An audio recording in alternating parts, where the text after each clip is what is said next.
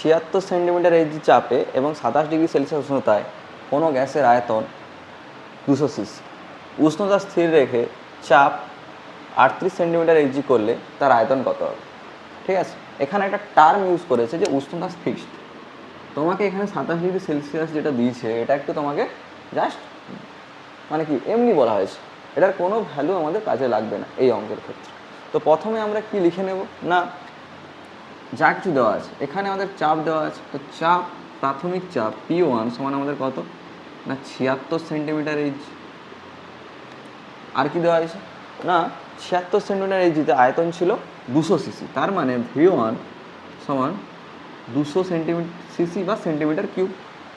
এবার আমরা কি করছি না চাপটাকে কি করে দিয়েছি, অর্থাৎ P2কে আমরা করে দিয়েছি 38 সেন্টিমিটার এইচজি। বের করতে বলেছি কত না V2। ওকে, তো আমরা সূত্র বসাবো P1 V1 সমান P2 V2। এবার এর ভ্যালুগুলো পুট করে দেবো। P1 এর ভ্যালু কত 76 ইন্টু V1 200 সমান P2 এর ভ্যালু কত 38 ইন্টু V2।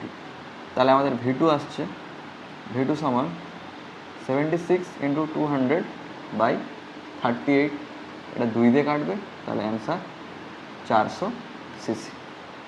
ওকে।